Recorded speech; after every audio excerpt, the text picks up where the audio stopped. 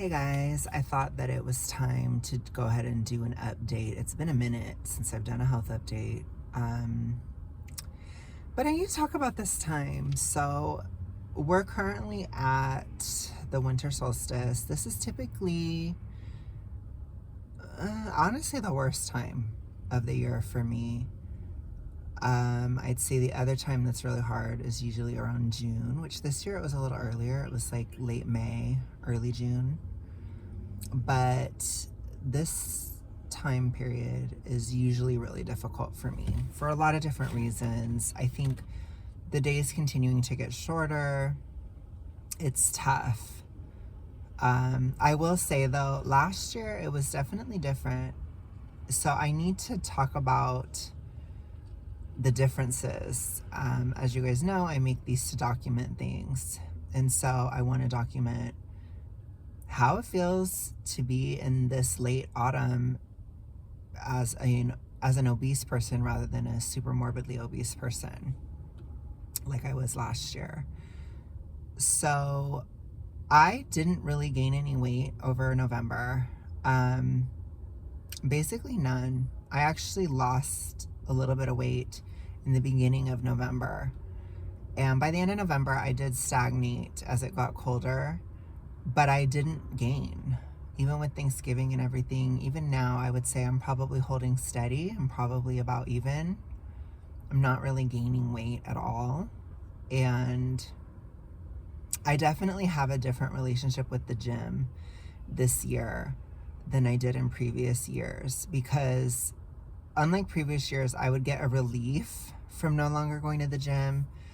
This year I don't. I actually feel worse if I don't go due to like my dopamine being lower and obesity, or at least having lower dopamine symptoms. It's probably more so higher serotonin. As I still have facial flushing, I still have a lot of the high serotonin issues that I've had through most of my weight loss. So I think that the gym is necessary to keep the dopamine going. When I stopped going to the gym, I had a harder time sticking to a deficit. I had a harder time not eating as much, those kinds of things. And when I go to the gym, my appetite goes way down. So, and I become a lot more organized, and, just the brain is more on point with the exercising. So I think it's honestly important for me to exercise for my brain's sake at this time, which I've never had that kind of pressure to continue to go to the gym even in this time of the year. Usually I've dropped off, or maybe the longest I lasted was I think late January. So if I actually make it past late January and work out throughout February, that's the first time I've ever gone that far. But again, I'm in a deficit a lot of the time still.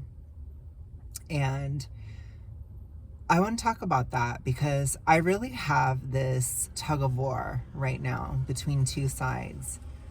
I have the Hypo Hunger, which is what I've talked about it in some of my videos. So it's kind of like there are moments where I have basically zero energy. I'm exhausted, and my eyes and my brain want me to eat to get energy, but I'm not always actually hungry. There are times when I am hungry, but usually the hunger can go away with salt. So if I have some salt, like I've had pickle juice a couple days where I was hungry, it goes away. But it's really that hypo hunger. It's a drive to eat more, which, although it's still there in obesity, I'm very cognizant of it. When I was super morbidly obese, it was impossible to resist. It was probably 3 times as powerful, or just drastically more powerful than it is this year. So I was absolutely compelled to eat more a year ago. The other thing is I was ravenous a year ago in November. This year, that never occurred. I was never ravenous. I've had days where I'm slightly more hungry, days where a deficit is just out of reach, it's too much, and I end up eating more towards maintenance, and then it's done. So the other side of this tug of war is a feeling of disgust and nausea. So as I told you guys, I have, you know, I think a lot of people that are high, like, I think a lot of people that are obese and beyond, they have high serotonin. And I do wonder if it is some kind of biological response to try to get you to stop eating, because I don't believe our bodies want to be obese. I don't believe that. I think that's fat acceptance hogwash. I think it's a bunch of BS. And so I wonder if, you know, when we push past those satiety signals, or we push past that serotonin, if it breaks the brain, and in the resensitization process, we feel the effects of this sky high serotonin, and it's trying to get you to stop eating. Because that's what happened to me, like, over 2022 and 2021.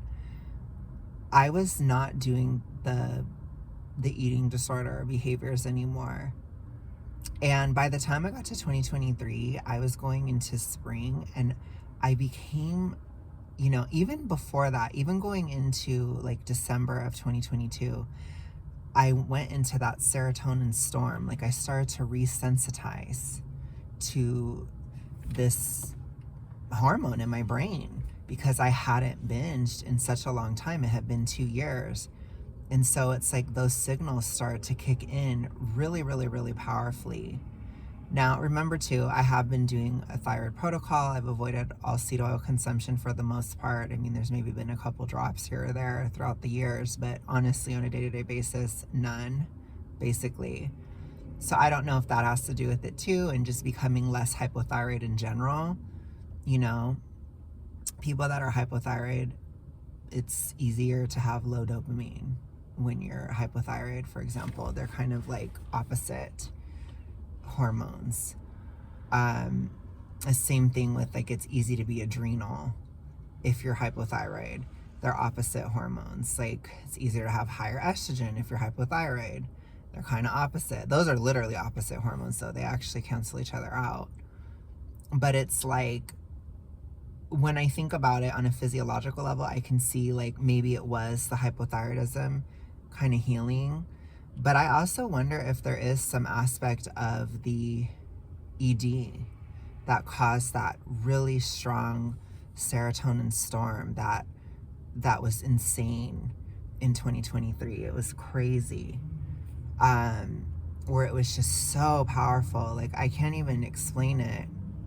I mean, I've explained it on here probably many times, but I still have that now, and it causes me, you know, I get rosy cheeks still, facial flushing from it, and I have occasional tingles in my palms and things like that. Very, very light compared to what it was when I was super morbidly obese. I used to have thing hand where it would twitch like that and stuff like that. It was crazy. But when I'm like, just these days, it's so light. I don't even think I would perceive this if I wasn't like so hyper aware of it. But honestly, what I have now is I just feel nauseated a lot. I feel nauseous, and then I feel like I even had a little bit of positional vertigo again, where if I go like this, I get dizzy and like these kinds of things, which I hadn't had that since like 2023 in the summer. So I have had plenty of those symptoms, and part of it is it shuts my brain down from eating. It's like, no. So I'm constantly switching and vacillating between having days where I have almost no appetite and days where I want to eat the world. And I don't actually eat the world, but I could probably throw down like 4,000, you know, on a day like that. But most of the time, that nausea kicks in. I don't feel like I want to eat at all, like, or not very much. Like, and I can stick to my deficit, but it is unpleasant. It's an unpleasant feeling. And being so hypothyroid at the same time with the seasonal effects and the weight loss in this time of the year, it's very tricky. And I've described it on my channel a lot as a feeling of drunkenness. It makes me feel like I'm drunk. because it's like I'm uncoordinated, I drop things, it's hard for me to focus. You know, I'm not literally inebriated or whatever, like I can still drive and stuff, but it's just being very clumsy. Like there was a little bit of a snag on a glass and I was washing a dish and I cut myself on it. You know, it's like any little thing. I dropped my phone a lot. Like I do stuff like that a lot. And so I don't know if my brain is going through some other process. You know, I was getting close to being out of obesity. And I wonder if some kind of transitional process is occurring or some kind of set point, something is happening in the brain, because the serotonin stuff, it is continuing. Even if it isn't as intense, I still feel nauseated and I'm not able to eat like I did. I can't do that anymore. And so I always get kind of confused when I hear people say like, oh, I just can't stop eating, or oh gosh, like, you know, like I'll never forget when a fat activist said like losing weight is like holding a beach ball underwater. It's like, I don't think that it's like that, you guys. Like if you stop the toxic behavior, if you stop the eating disorder for years, I don't think that happens anymore. And I feel like the brain has a very harsh repair process where it really shuts you down like fast. Because when I say like when I'm serotonin like that, if I were to continue eating, I would throw up. And I don't ever do that because, like I said, it's just awful. And I haven't done that since I was like in middle school or something. You know, it's been a long time since I would eat to the point of pain or throwing up or whatever. Because after a while, my brain was fried. And so I just never got full. Like as an adult, I never got full because my brain was broken. But it came back last year and it's still there now. And it's like, ooh, it's kind of like even stricter in a way because I'm eating a lot less than I used to. And I get really disgusted. So I have a lot of days or a lot of times where I have sometimes both, where it's like I'll be nauseated, but I also have hypo hunger because I'm so tired at the same time. So the tension, I think, is enough where I'm probably not going to gain any weight. I'm probably going to stay stable. You know, other than my typical swelling, seasonal swelling, I haven't put anything else on, and that seasonal swelling will probably come off as the seasons change. So it's kind of crazy. But I noticed when I went to the gym, it definitely makes that disgust side stronger. So I'm going to have to just keep going to the gym because it'll help me adhere. You know, I think it also helps you be more disciplined because your dopamine is higher and you're just more able to focus on your goals and things like that. And a lot of it now in obesity is completely like mental, or it's completely motivation based. You know, there's a lot less physical basis for things. Like even when I describe the nausea or I describe the hunger, you have to think it's so much less than it was when I was super morbidly obese. Like when I was super morbidly obese, I would be extremely nauseous, extremely starving, right? Like it was just so much. And all my serotonin symptoms were extremely strong. Whereas now they're not. It's like I don't ever feel volatile where I want to like flip out on somebody. I get bitchy sometimes and I'm negative sometimes. And I feel depressed or sad sometimes. But it's not like before where it would be like extremely depressed, radically depressed, or extremely enraged, you know, where it would kind of switch. Like serotonin stuff, it's really tricky to deal with. And so I don't have that stuff anymore. I'm a lot more stable now than I was in 2023, you know. I think my brain has mostly healed, but there's still these little echoes of it where it's like I get sad for no reason, or I'm extremely moody, I'm very up and down for no reason. And so the other thing is, like, I don't know if my brain is like used to running on adrenaline, or if I've just been in that flight or fight mode for so many years, or there's just been so much, but it's really hard for my brain to process like being at a state of homeostasis. Like, typically what I think about, or what I used to think about in terms of motivation, it was always like, I have to do this or I'm going to die, or I have to do this or I'm going to die, or this, I have to get my car fixed, or this is going to happen, or this is going to happen. Like, it's a lot of like fear based stuff. And I don't really have that anymore. And so it's like, I don't need that for energy. And my brain is constantly like making things worse. And so I feel like there's a lot of mental habits that I have to break, because I just keep always going to worst case scenarios in my brain all the time. And I wonder if it's because that's how my brain has gotten me to have energy in the past, you know, especially in a deficit and things and stuff like that. Like, I was very adrenal, and I don't feel like I am as much now. I'm just tired. So that has changed too. But it's like, I feel like I have to kind of actively, again, continue to work on my mind and reprogram my brain to not jump to the worst conclusion as a form of motivation or energy. I don't think I have to do that anymore. And it's like, I had to sit down with myself today and be like, look,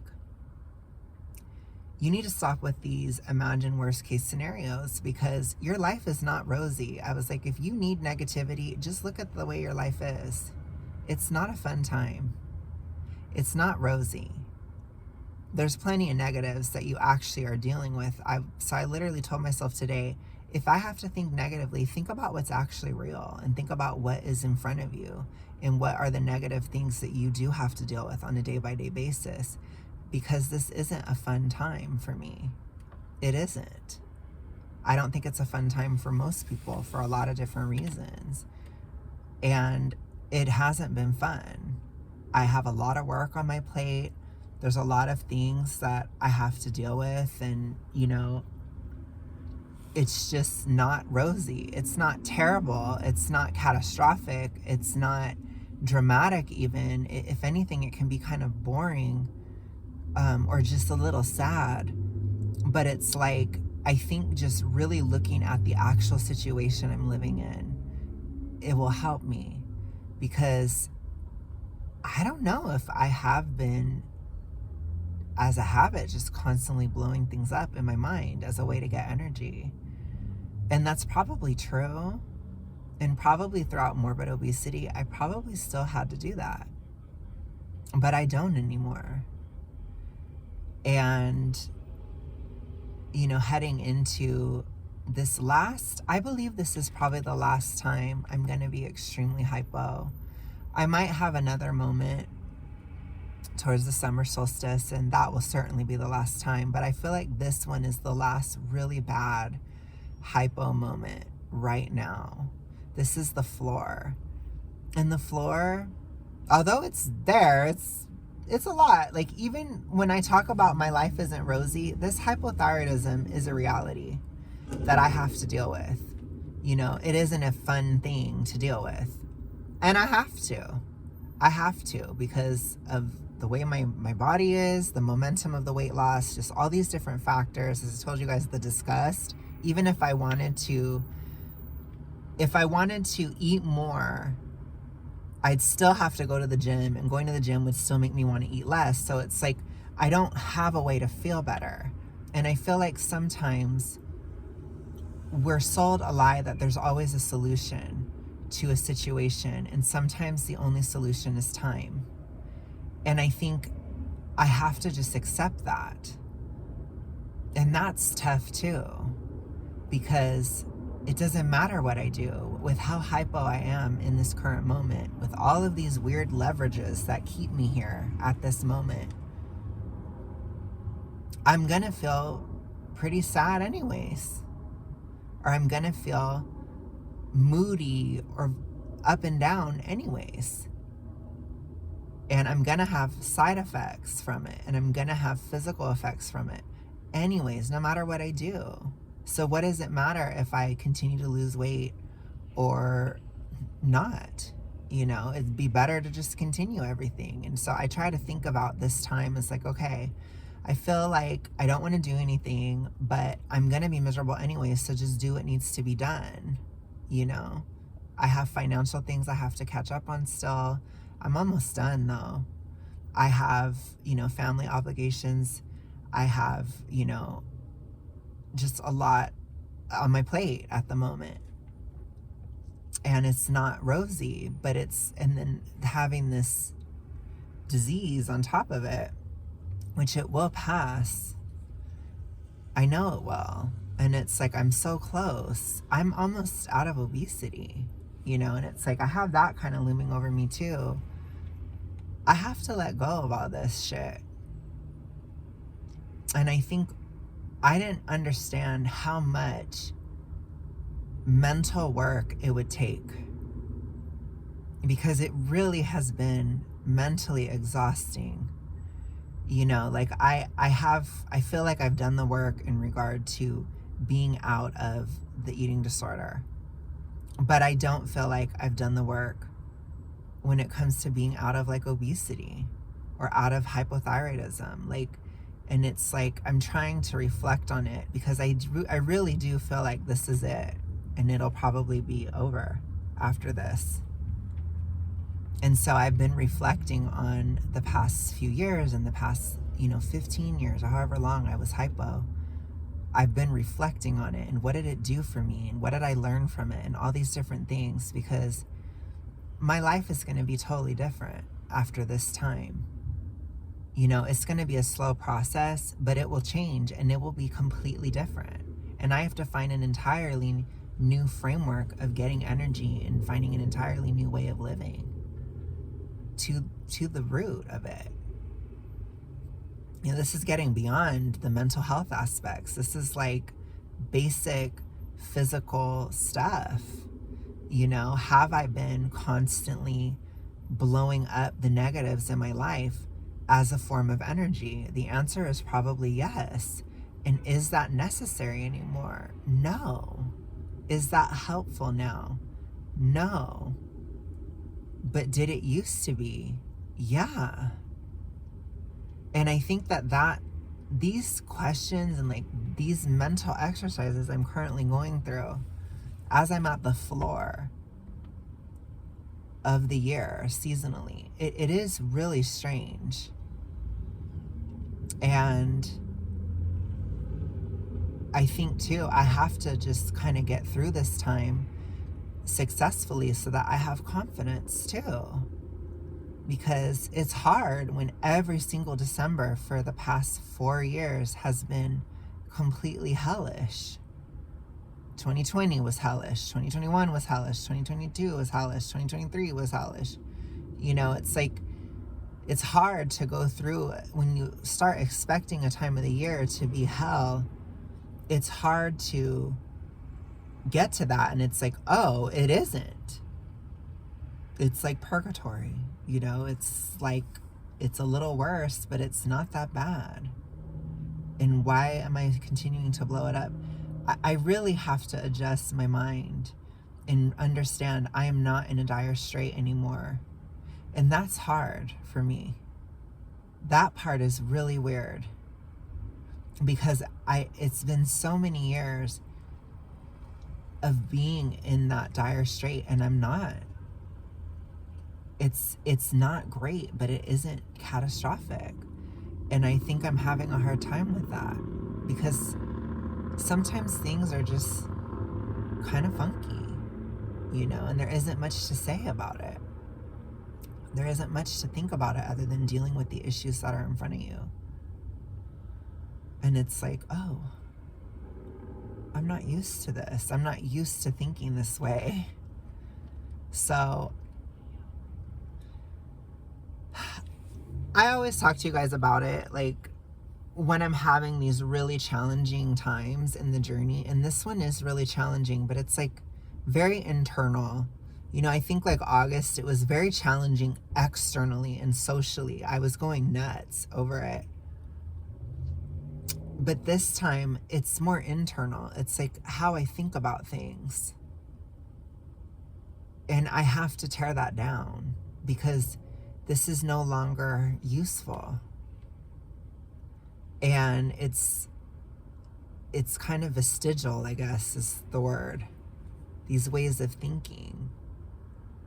I don't have to think this way anymore. I don't have to be freaking out or obsessive or whatever about anything anymore. And that's weird. So I don't have to dwell on negativity. And that's weird. Or I certainly don't have to drum it up or dramatize it. So I don't know, maybe there is some kind of divine thing where this isn't a very rosy time period so that I can adjust, because I don't think I could handle being in like such dire straits and then going into like a thriving time. There has to be this like in-between zone, and or like a time where it is better but there's still some negatives to look at, and then maybe over time that will improve even more. So I don't know. These are just my thoughts. If I sound crazy, whatever. I guess I'm crazy. That's all you need to know. But these are the things that I've been thinking about. And as far as if I'm gaining or losing, I would say I'm staying the same. So that's a huge step too, because I gained a lot last year. I gained 10 pounds. And I didn't this year. So with that, you guys, I'm going to go. I hope you have a good rest of your day, night, etc. I'll talk to you later. Bye.